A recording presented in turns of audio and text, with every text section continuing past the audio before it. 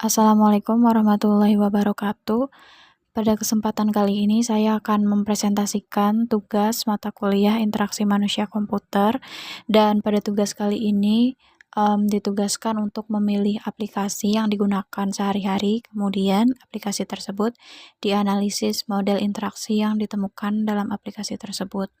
Untuk instruksi tugasnya adalah sebagai berikut. Yang pertama, pilih salah satu model interaksi dari 3, yaitu Norman Human Processor atau GOMS. Kemudian jelaskan bagaimana aplikasi yang dipilih menggunakan model interaksi tersebut. Dan yang ketiga, identifikasi faktor manusia yang diperhitungkan dalam aplikasi itu. Misalnya, apakah aplikasi memperhatikan persepsi, memori, atau aspek motorik pengguna. Dan untuk aplikasi yang saya pilih kali ini adalah Google Classroom. Dan untuk model interaksi yang saya pilih adalah GOMS. Selanjutnya, sebelum kita menganalisis aplikasi dengan model interaksi GOMS tersebut, kita perlu mengetahui terlebih dahulu apa itu GOMS model. Jadi untuk model ini fokus pada pemetaan langkah-langkah yang harus dilakukan pengguna untuk mencapai tujuan secara spesifik. Untuk elemen utamanya sendiri, GOMS itu terdiri dari 4 huruf GOMS, yaitu G untuk goal atau tujuan, O itu untuk operators atau tindakan kecil seperti klik atau geser, kemudian M itu methods atau rangkaian langkah untuk mencapai tujuan, sedangkan S itu selection rules atau aturan memilih metode terbaik. Nah, kegunaannya ini, model ini digunakan untuk menganalisis efisiensi langkah-langkah yang harus ditempuh pengguna untuk menyelesaikan tugas. Jadi model ini sangat tepat dalam situasi yang membutuhkan evaluasi produktivitas atau waktu yang dibutuhkan dalam interaksi. Untuk contoh singkatnya sendiri, jika pengguna itu ingin menyimpan dokumen, model GOMS itu akan memetakan setiap langkah yang mungkin klik file, terus klik save, atau langsung tekan Ctrl S. Nah, GOMS itu memetakan detail interaksi agar desainer bisa melihat mana metode yang paling cepat dan intuitif untuk disarankan kepada pengguna. Selanjutnya, kita analisis aplikasi Google Classroom dengan model interaksi GOMS. Nah, untuk menganalisis Google Classroom menggunakan GOMS model, mari kita lihat langkah-langkah pengguna dalam mencapai suatu tujuan dalam aplikasi ini. Dalam konteks GOMS, kita memetakan setiap tindakan pengguna dengan detail untuk memahami bagaimana antarmuka dan alur interaksi dapat dioptimalkan. Untuk kali ini, contoh kasusnya yaitu siswa mengumpulkan tugas di Google Classroom. Nah, untuk yang pertama itu ada goal. Jadi goalnya itu siswa ingin mengumpulkan tugas yang telah selesai dikerjakan. Selanjutnya O, yaitu untuk operators. Jadi operatornya itu adalah tindakan-tindakan dasar yang dilakukan siswa untuk mencapai tujuannya. Dalam hal ini, operatornya itu mungkin meliputi yang pertama, membuka aplikasi atau situs Google Classroom. Kemudian memilih kelas yang relevan. Setelah itu, mencari dan memilih tugas yang akan dikumpulkan, kemudian mengunggah file atau dokumen tugas, selanjutnya menekan tombol turn in atau submit untuk menyerahkan tugas. Dan untuk metodenya sendiri ada beberapa cara yang mungkin dilakukan siswa untuk mengumpulkan tugas, dan Google Classroom itu menawarkan beberapa jalan pintas untuk menyederhanakan proses ini. Yang pertama, metode pertama itu bisa saja melalui beranda Google Classroom. Langkah-langkahnya yang pertama, masuk ke aplikasi atau situs Google Classroom, kemudian di beranda siswa itu melihat tugas yang terdaftar sebagai upcoming atau tugas mendatang. Nah, selanjutnya siswa akan mengklik tugas tersebut untuk membukanya. Setelah itu, tekan tombol Add atau Create untuk memilih file tugas yang akan diunggah. Setelah itu, pilih dokumen dari Google Drive atau unggah file dari perangkat. Dan yang terakhir, klik Turn In untuk menyelesaikan pengumpulan tugas. Selanjutnya ada metode yang kedua, yaitu mengakses dari tab Classwork. Yang pertama, langkah-langkahnya masuk ke Google Classroom, kemudian pilih kelas yang dituju dari daftar kelas. Selanjutnya buka tab Classwork untuk melihat daftar tugas yang diberikan. Setelah itu, pilih tugas yang ingin dikumpulkan dari daftar ini. Dan selanjutnya tekan tombol Add atau Create untuk mengunggah tugas. Kemudian pilih atau unggah file, lalu tekan Turn In. Dan yang terakhir S untuk selection rules. Jadi selection rules itu adalah aturan yang digunakan siswa untuk memilih metode tertentu. Pemilihan metode ini bisa bergantung pada yang pertama kenyamanan dan kebiasaan. Nah, siswa itu mungkin sudah terbiasa mengakses tugas dari halaman beranda jika tugas tersebut terdaftar di sana. Yang kedua, efisiensi waktu. Jika tugas muncul langsung di beranda, siswa itu cenderung menggunakan metode satu karena lebih tepat atau karena lebih cepat. Dan yang ketiga, kesesuaian tampilan. Jika siswa tidak melihat tugas di beranda, mereka mungkin langsung masuk ke classwork untuk menemukan tugasnya.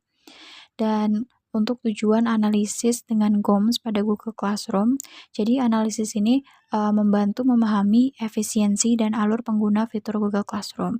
Dengan menganalisis langkah-langkah ini, pengembang dapat mengidentifikasi jadi potensi hambatan atau kebingungan yang mungkin dihadapi siswa. Misalnya, yang pertama, optimasi langkah. Jika beberapa siswa cenderung mengakses tugas dari classwork lebih sering, antarmuka dapat dirancang untuk menyediakan shortcut atau tampilan yang lebih jelas untuk tugas-tugas mendatang.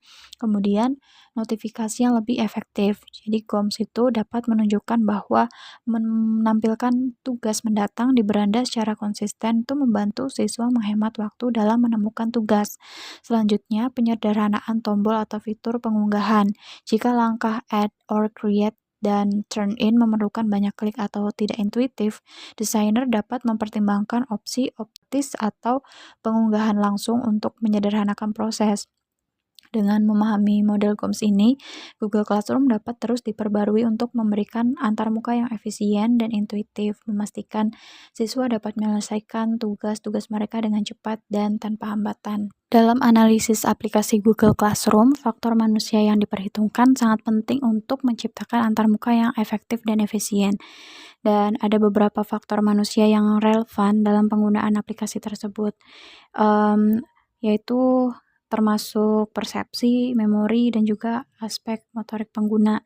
Yang pertama kita bahas mengenai persepsi dulu. Jadi persepsi itu adalah proses kognitif di mana pengguna menerima dan menginterpretasikan informasi yang ditampilkan di layar. Dan Google Classroom itu memperhatikan hal ini melalui yang pertama desain visual yang jelas. Jadi aplikasi tersebut menggunakan warna yang kontras dan pemilihan icon yang jelas seperti icon tugas yang berbeda dengan pengumuman atau materi pelajaran, dan hal ini membantu pengguna baik siswa maupun guru untuk dengan cepat mengenali elemen-elemen penting di layar. Selanjutnya itu ada penyusunan informasi. Tata letak yang terstruktur dengan baik membantu persepsi pengguna dalam menemukan tugas, pengumuman, atau materi pelajaran dengan mudah. Misalnya, tampilan upcoming untuk tugas yang mendatang di beranda memudahkan siswa untuk melihat tugas yang perlu diselesaikan. Selanjutnya ada notifikasi. Jadi pemberitahuan yang muncul di bagian atas layarnya itu memberikan pengguna umpan balik instan dan membuat mereka segera sadar akan tugas atau pengumuman yang baru tanpa perlu membuka aplikasi secara penuh. Selanjutnya ada memori. Dan memori terkait dengan kemampuan pengguna untuk mengingat informasi atau langkah-langkah yang sudah dilakukan. Dan ini juga diperhitungkan dalam desain aplikasi Google Classroom. Yang pertama ada pengingat dan riwayat. Jadi aplikasinya itu menyediakan fitur riwayat tugas yang telah diberikan dan dikumpulkan. Dengan fitur ini, pengguna tidak perlu mengingat tugas-tugas yang telah mereka kerjakan. Karena aplikasi mencatat status mereka, misalnya apakah tugas sudah terkumpul atau belum. Dan selanjutnya ada penyimpanan di Google Drive. Mengintegrasikan Google Classroom dengan Google Drive memungkinkan siswa untuk menyimpan pekerjaan mereka di tempat yang mudah diakses, sehingga mereka tidak perlu mengingat tempat penyimpanan file yang terpisah. Selanjutnya ada auto-save atau autocomplete. Beberapa fitur seperti pengisian otomatis, autocomplete, dan penyimpanan otomatis membantu mengurangi beban memori kognitif. Siswa dan guru tidak perlu khawatir kehilangan informasi saat mengerjakan tugas atau materi di dalam aplikasi. Selanjutnya, untuk aspek motoriknya.